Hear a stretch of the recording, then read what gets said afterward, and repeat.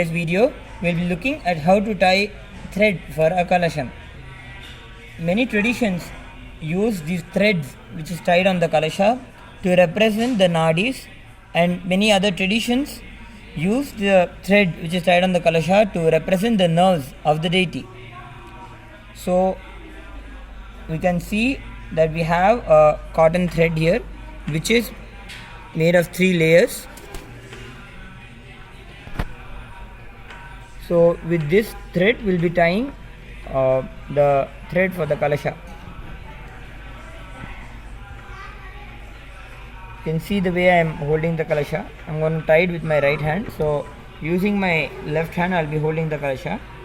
Then the loose end I will hold it with my thumb and rotate it around the neck thrice.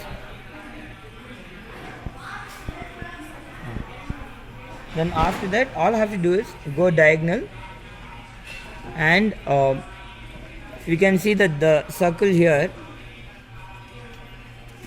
I am covering a 25% of it. When we are maintaining this 25%, it helps us to keep the thread tight on the kalasham without slipping. Then again we turn the kalasham around and go diagonal.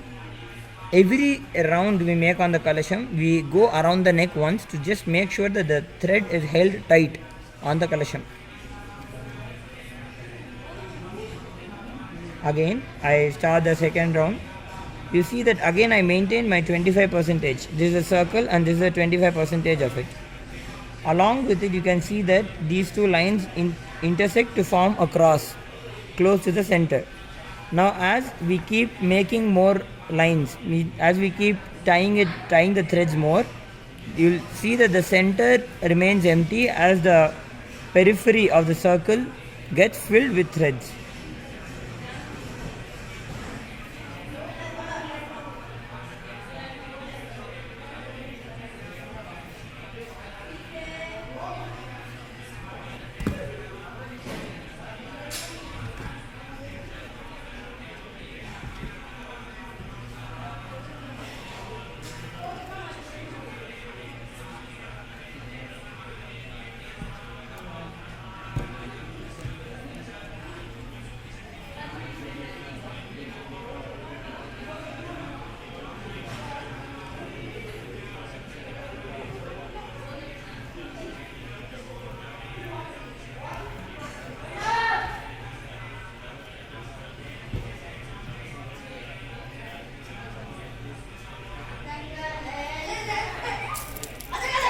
You can see that the lines have to start intersecting soon. They start creating a beautiful pattern along. We can see that as we keep tying the thread more and more, these lines start intersecting and forming a beautiful pattern on the kalasham.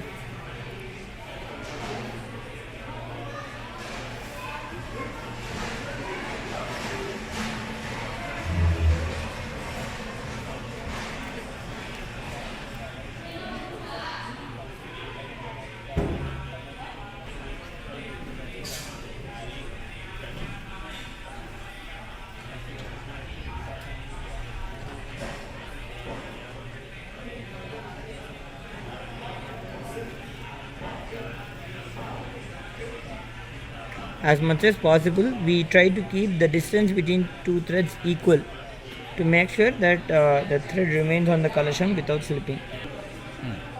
As per Kamika Agama, which describes the distance between two threads for a kalasha for a male deity, must be in the size of a paddy grain, whereas for a female deity, the distance between two threads, must be that of a sesame seed. So basically we see these two lines, right, that go like this. These two parallel lines, the gap between these two must be to only a size of a paddy grain for a male deity and to the size of a sesame seed for a female deity.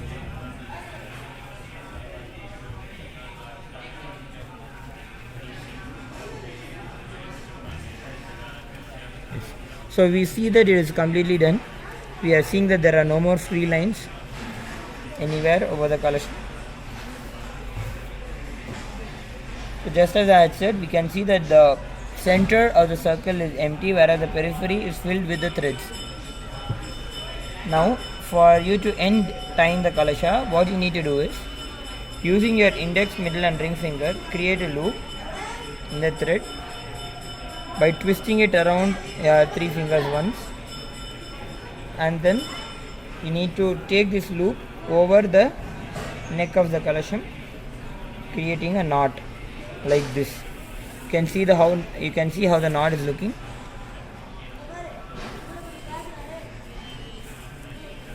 You can pull it tight and break the thread. So this is how you tie a thread for the kalasham.